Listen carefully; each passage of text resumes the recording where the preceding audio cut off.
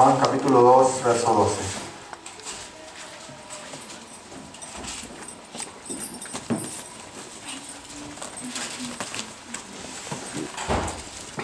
Juan capítulo 2 y vamos a comenzar desde el verso 12. ¿Sí lo tenemos? Amén. Dice así. Después de esto descendieron a Capernaum, él, su madre, sus hermanos y sus discípulos, y estuvieron ahí no muchos días. Estaba cerca la Pascua de los judíos, y subió Jesús a Jerusalén. Y halló en el templo los que vendían bueyes, ovejas, palomas, y los cambistas, y ahí sentados, y haciendo un azote de cuerdas, echó fuera del templo a todos, y las ovejas y los bueyes, y esparció las monedas de los cambistas, y volcó las mesas. Y dijo a los que vendían palomas: quitad aquí esto, y no hagáis la casa de mi padre casa de mercado. Entonces se acordaron sus discípulos que está escrito: el celo de su casa me consume. Dice, hermanos, dice Levíticos 9, 24, rápidamente dice: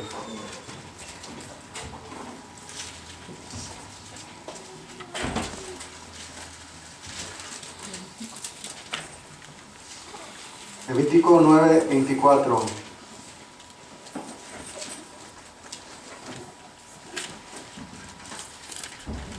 Levítico 9, 24 dice: salió fuego delante de Jehová y consumió el holocausto con las gorduras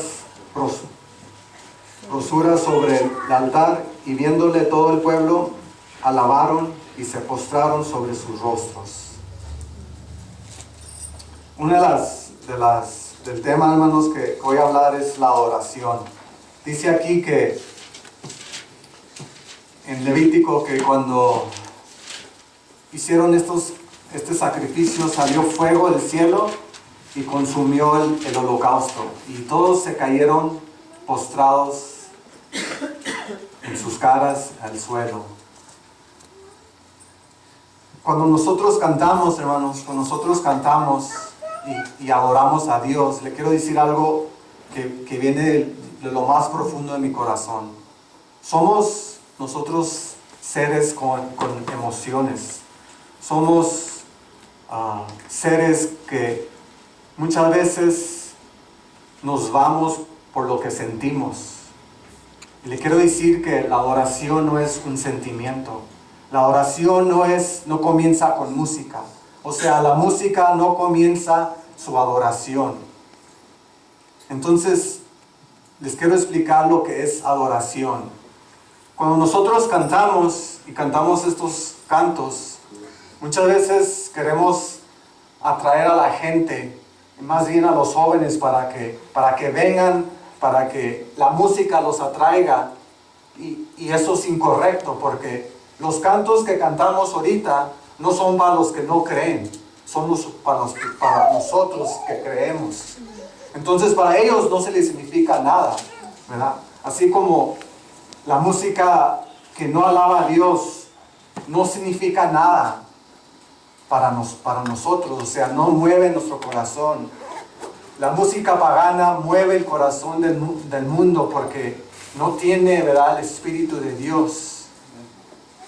Y entonces cuando nosotros cantamos, hermanos, estos cánticos son para nosotros, para los que creen en Jesucristo, porque nos une, nos mueve. Y entonces les estaba diciendo que somos seres con emociones, y muchas veces nos vamos por la emoción. Le quiero decir que es más fácil irme con lo que siento de lo que es verdadero, ¿verdad? Es más fácil irme por lo que estoy sintiendo de por lo que es verdadero. Y entonces se me viene este evento de Jesucristo, cuando Jesucristo va al templo 2 veces, al comienzo de su ministerio y al terminar. Y entonces se me hace muy interesante que Jesús, al comenzar su ministerio, cuando va a Jerusalén, el primer lugar que va a ir él es ¿a dónde?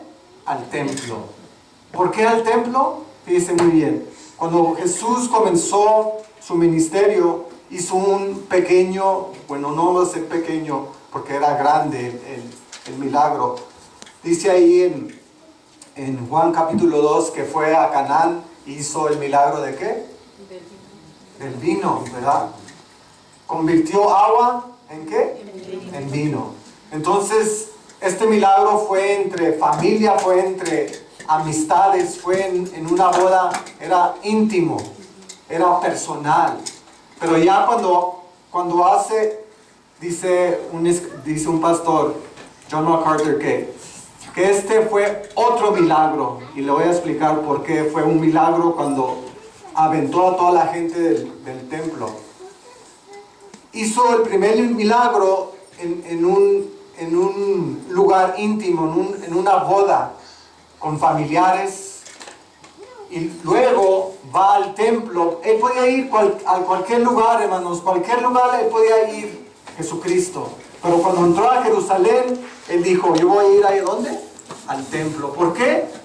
Porque el celo lo consumió. ¿Por qué? ¿Por qué lo consumió tanto? Porque como estaban adorando a Dios, se enojó Jesucristo. ¿Cómo puede alabar a Dios de esta manera?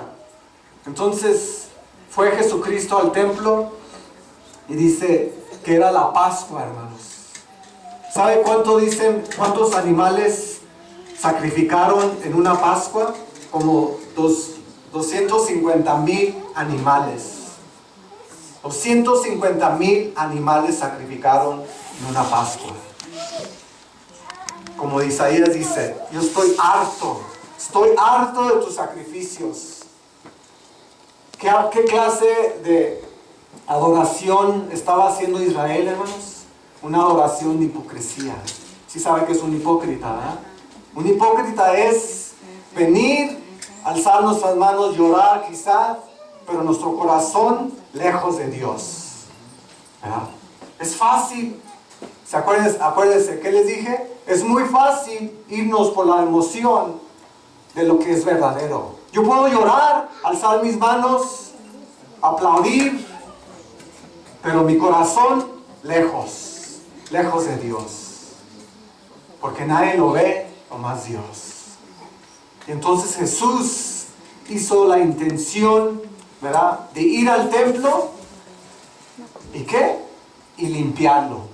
Decir, ustedes buscan, ¿verdad?, el Mesías, ustedes buscan el Mesías para que los salve, pero el Mesías va a venir a juzgar, porque tu adoración no está como debe de ser. Entonces dice la palabra de Dios, fíjense muy bien, hermanos, dice, después de esto descendieron de Capernaum, él y su madre y sus hermanos y sus discípulos, y estuvieron ahí muchos días. Estaba cerca la Pascua de los judíos y subió Jesús a Jerusalén. Y halló en el templo los que vendían bueyes, ovejas, palomas, cambistas ahí sentados. Dicen, hermanos, que cuando había una Pascua en Jerusalén había como 1,000,000 de gente. O sea, además de la gente que iba a sacrificar su animal, estaban como 300, ¿verdad?, 300 soldados de policías, ¿verdad?, para ver el orden ahí en el templo. Entonces había miles y miles de personas en el templo. Miles y miles de personas en el templo. Animales, cambistas, muchas personas. Y dice la palabra de Dios que Jesús hizo un azote y los echó todos. ¿Cómo los echó? Yo no sé, hermanos, un milagro. Un milagro. ¿Cómo una persona puede nomás echar a gente, ¿verdad?, miles y miles de gente del templo? ¿Cómo lo puede ser? Fue un milagro. Fue un milagro, hermanos. Fue un milagro. ¿Y por qué hizo Jesús eso? Porque la hipocresía de su pueblo. La hipocresía de su pueblo. Los que vendían animales, hermanos, fíjense muy bien. Cada persona que tenía que venir a sacrificar un animal venía de muy lejos. No más de Jerusalén, tenía que venir de muy lejos. Quizá millas y millas. Entonces, para no cargar su animal, ellos tenían que comprar el animal, ¿dónde? Ahí en Jerusalén. Y entonces, a lo mejor sí lo podían cargar, pero cuando venían, el sacerdote decía, eso no me gustó. No, el animal no está muy bonito para mí. No lo puedes sacrificar. Este que tengo aquí está más bonito. Y esto te va a costar. ¿Lo regular? No. Le aumentaban, hermanos, le aumentaban la cantidad, ¿verdad? Para hacer negocio. Y cuando la gente venía a sacrificar, también tenía que pagar un impuesto. Pero tenían que pagar el impuesto con la moneda que estaba en Jerusalén. Entonces, si usted tenía una moneda de otro lugar, lo tenía que cambiar. Y cuando lo cambiaba, ¿era igual el cambio? No. Era aún más. Entonces ahí dicen que el sacerdote era el que estaba haciendo negocio. Imagínense, hermanos, donde se debe de adorar a Dios, donde se viene de postrar, ¿verdad? ¿Cuántos de nosotros nunca hemos deseado cuando venimos a la iglesia? Yo más quiero llegar al templo y ponerme mi cara en el suelo por la vergüenza que tengo sobre mi Dios. ¿Cuántas veces usted ha sentido eso? Tengo vergüenza del modo de vida que he vivido yo esta semana. Me voy a postrar delante de Dios para pedir arrepentimiento, para que Dios me perdone. ¿Cuántos de nosotros hemos sentido de eso? Entonces Jesús, hermanos, estaba enojado. Ya basta. Ya basta. Tengo tanto celo, ¿verdad?, de la oración, de cómo se adora a mi Padre, que voy a limpiar este templo. Y una de las cosas, hermanos, que he visto, que he estado estudiando, es la definición de la oración. La definición, hermanos, de la oración es esta.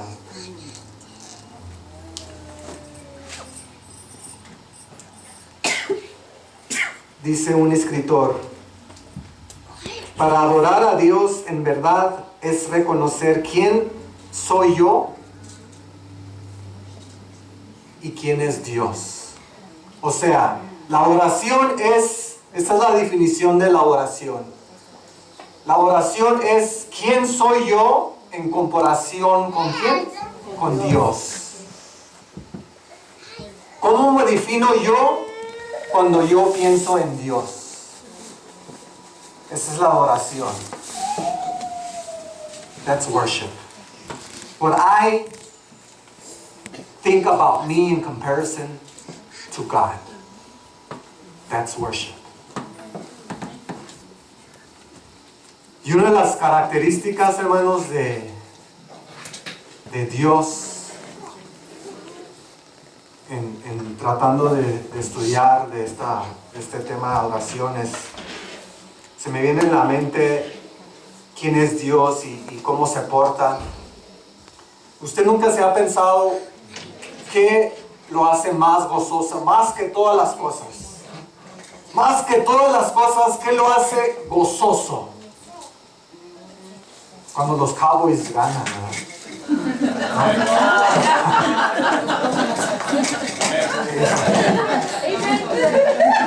Fíjese muy bien, hermanos, fíjese muy bien.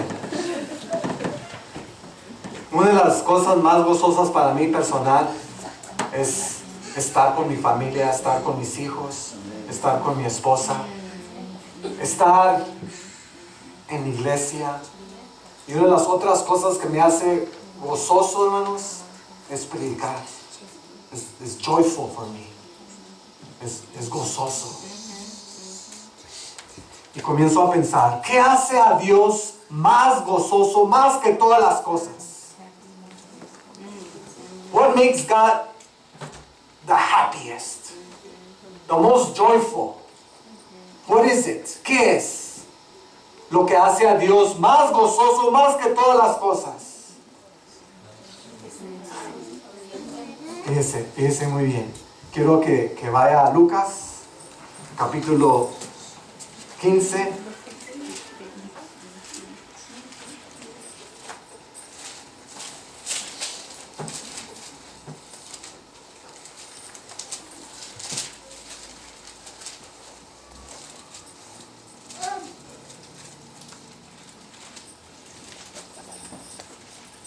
Dice, Lucas capítulo 15, verso 10.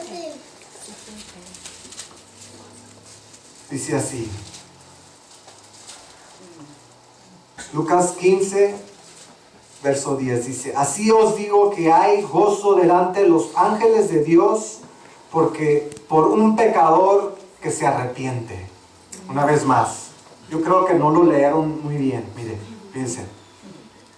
Así os digo que hay gozo delante de los ángeles de Dios por un pecador que se arrepiente.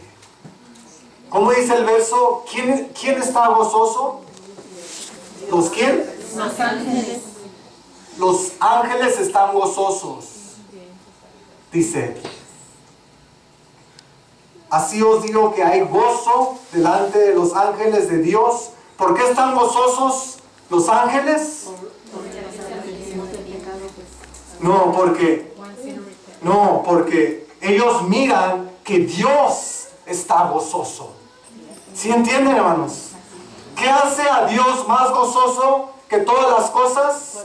Cuando uno se arrepiente. Cuando uno viene a los pies de Jesús. Eso es lo más gozoso de Dios. Y entonces yo lo vengo y lo amarro de la adoración, ¿verdad? ¿Qué sería mi gozo? ¿Por qué debo de adorar a Dios? Porque es mi Salvador. ¿Sí? Simplemente vengo a la iglesia porque me salvó. Me salvó. Una de las características de Dios es que es un Salvador. He's a Savior. Él busca, encuentra, limpia, salva, redimide. En su carácter, Él quiere salvar, hermanos. Ese es su carácter de Dios. Y entonces cuando usted lee estas parábolas de la oveja perdida, de la moneda perdida, del hijo perdido, ¿qué se perdió? Se perdieron cosas, se perdieron monedas, se perdieron ovejas, se perdió un humano, un hijo. Y fíjense muy bien, en la parábola de la oveja perdida, dice aquí en Lucas capítulo 15, verso 4. ¿Qué hombre de vosotros teniendo 100 ovejas se pierde una de ellas? No deja las 99 en el desierto y va tras la que se perdió hasta encontrarla. Entonces, el punto aquí, hermanos, es que el pastor tiene la responsabilidad, ¿verdad? Tiene el querer de ir a buscarla ¿hasta qué? Hasta que la encuentre. Entonces se le pierde y tiene la responsabilidad. No, voy a ir a buscarla, no importa. Dicen que el pastor que perdía la oveja tenía que encontrarla aunque fuera muerta. La tenía que traer, hermanos. Regresarla. Aunque estuviera muerta, la tenía que encontrar.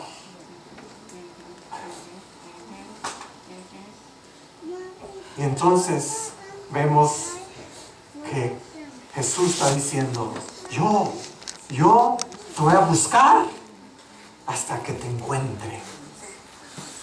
Y cuando te encuentre, va a producir gozo. ¿Sí?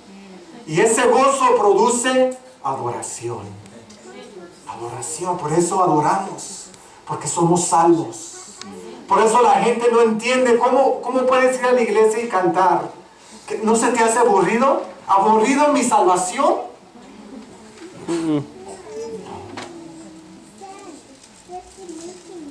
Y la señora que perdió la moneda, hermanos, dice: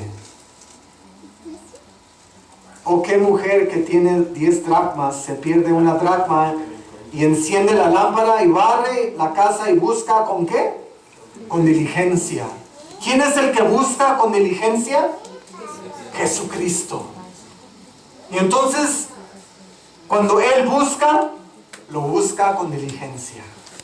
Y déjenme le digo, hermanos, en su vida, cuando Jesucristo ya lo encontró, Jesús lo estaba moldeando, le estaba dando piquetes. Regresa conmigo, regresa Esaú. Me acuerdo tanto de este testimonio personal cuando fui era joven y fui a un concierto de un grupo que se llama Metallica. Yeah.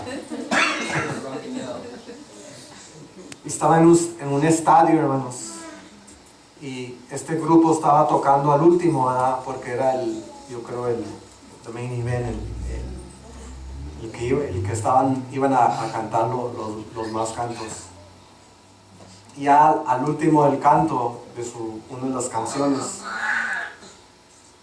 me acuerdo que estaba en medio del concierto y estaba un muchacho alzando sus manos así. No, Metallica, no, don't go. Y estaba la música tremendo, hermano, se movía todo mi cuerpo. Y en ese estado, me acuerdo, hermanos, en mi espíritu, yo no quería nada con Dios. En mi espíritu vino el Espíritu de Dios y dice: Esau, what are you doing here? Esaú, ¿qué estás haciendo aquí? ¿Qué haces? ¿Qué estás haciendo? Y desde entonces, hermanos, yo veo antes que le di mi vida a Jesucristo, veo que Dios diligentemente me buscaba. Tirelessly, He looked for me. Sin cansancio, hermanos, Dios te busca hasta que te encuentre. Y te redime y te salva. Y entonces, esa es una de las características de Dios, que es un Salvador, que produce salvación, produce un gozo. ¿Verdad? Produce un gozo. ¿Y qué es lo que hace más gozoso a Dios? La salvación suya. Entonces, cuando usted esté en el reino, hermanos, cuando yo entre al reino, va a decir Esaú: That's right. Yes. Yes. Muy bien. I'm happy for you. I'm happy that you're here. Estoy gozoso porque estás aquí, porque yo te salvé. ¿No le produce gozo a usted, hermanos? Adoración. No es un sentimiento, hermanos. No es de porque tengo esta emoción, no, porque es verdadero, porque es sólido, porque es verdad, porque es palabra de Dios. Entonces veo quién es Dios y quién soy yo. ¿Quién soy yo? Un pecador. Fíjense lo que dice, hermanos, fíjense lo que dice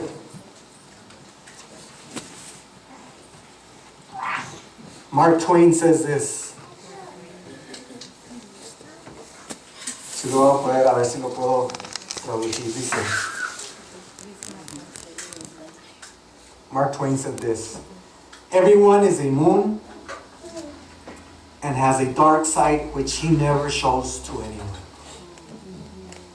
Dice, todos somos una luna y tenemos un lado oscuro que no le enseñamos a nadie. ¿Sí es cierto? Sí.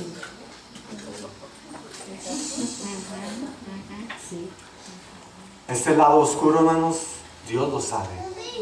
¿Y sabe qué? Déjenme le digo algo que Mark Twain no sabe. Está incorrecto esto. Nosotros, hermanos, sin Dios, no tenemos un lado oscuro. Estamos oscuros completamente. No tenemos un lado bueno y un lado malo. Todo, desde la planta de los pies hasta la cabeza, estamos pudridos, estamos deshechos. No podemos agradar a Dios. Es más, no solamente podemos agradar a Dios, no queremos agradar a Dios. No tenemos la habilidad de agradar a Dios. No podemos. Es hasta que Dios toca nuestro corazón y entonces tenemos vida. Cuando Jesús levantó a Lázaro de la tumba, le dijo: Lázaro, levántate. Es simbolismo de un cristiano, hermanos, cuando se levanta de los muertos. Cuando está muerto en su pecado y Dios activa su fe y toca su corazón y luego comienza a buscar a Dios. Somos incapaces de agradar a Dios, hermanos. Esa es nuestra condición. No somos personas que hacemos pecado. Es nuestra naturaleza de pecar. Es todo lo que podemos hacer, hermanos. Es todo lo que podemos hacer.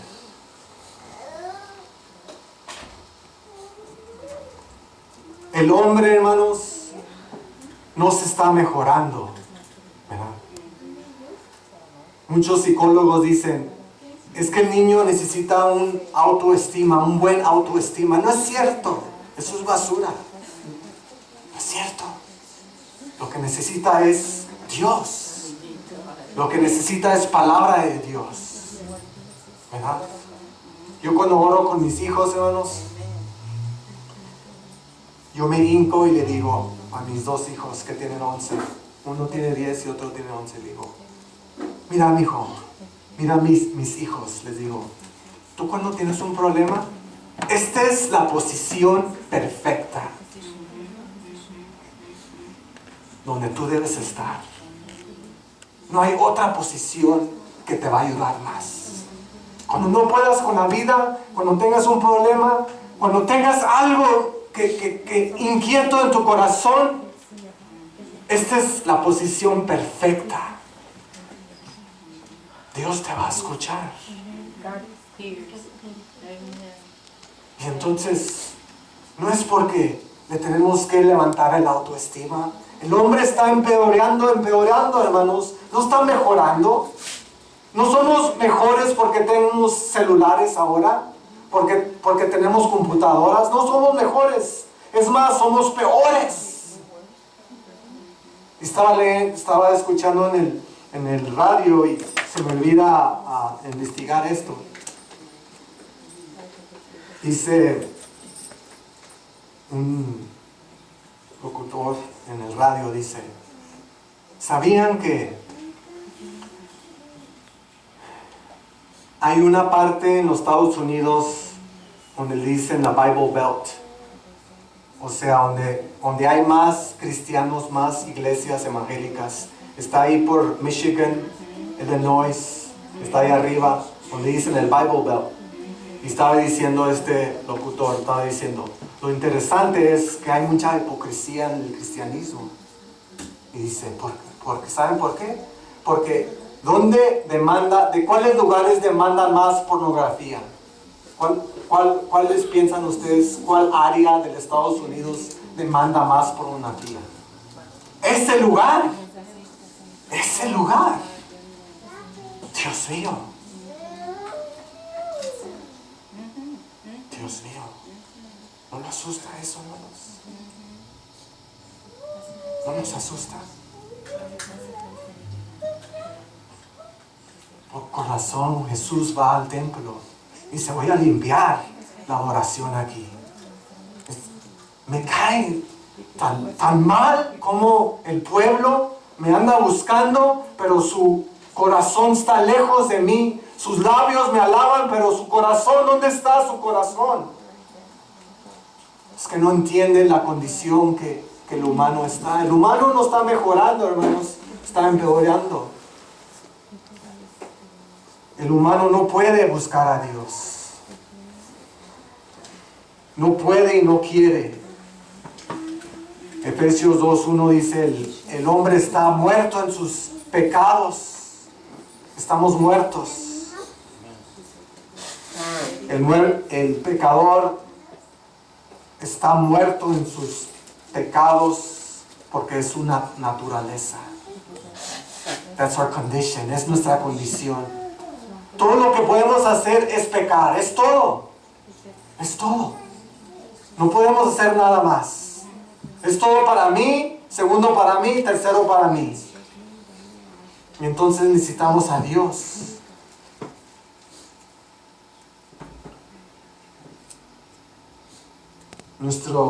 Nuestra naturaleza, nuestro deseo, nuestra prioridad es pecar. Esa es nuestra condición. Para terminar, hermanos, le quiero decir que hay un pasaje en la Biblia que me molesta mucho. El pasaje donde va los ángeles a Sodoma y Gomorra a destruir esas ciudades. Fíjense. Dios va a destruir estas ciudades y manda a 2 ángeles.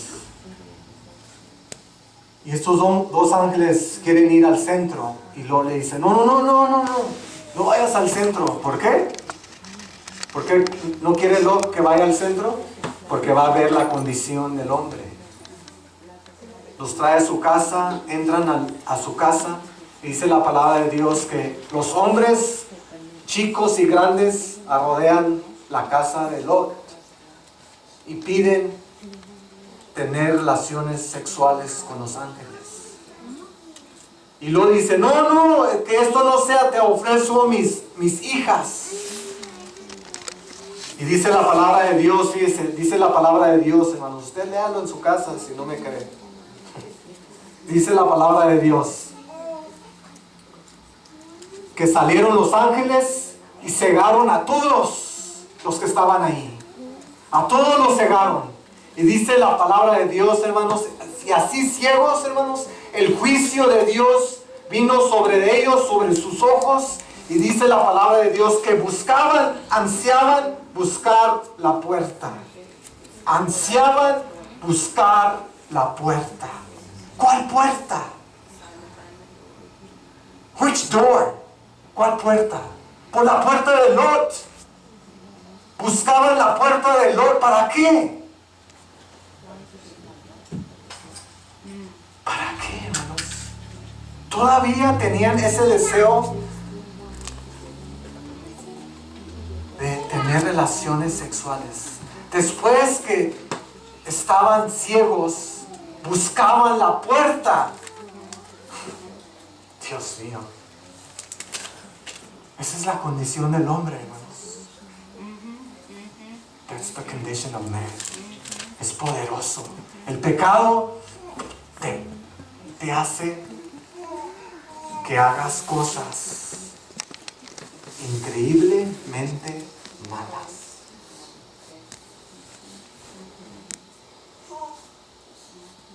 Pero aquí está la gracia de Dios, hermanos. Dice Romanos 5:20. Dice Romanos 5:20. Vamos a leerlo para terminar.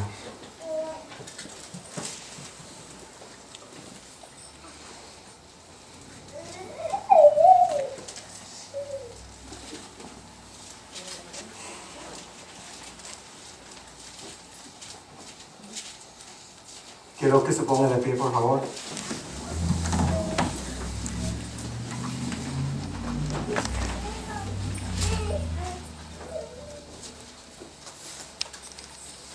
Romanos 5:20 dice: pero la ley se introdujo para que el pecado abundase.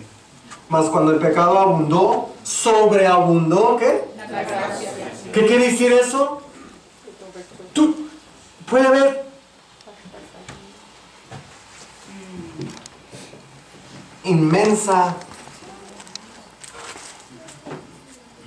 puede haber pecado tan grande, hermanos, en su vida, pero la gracia de Dios es sobreabunde cualquier pecado. Sin abounds, but grace abounds even more. Gracias, Dios. Y cuando yo pienso ese verso, hermanos, que yo no puedo hacer algo tan grave para salirme de la gracia de Dios. No. Oh, me estás dando la libertad, hermano Esaú, de pecar. No te estoy diciendo eso. Lo que estoy diciendo es la gracia de Dios, hermanos, cubre cualquier pecado que usted tiene.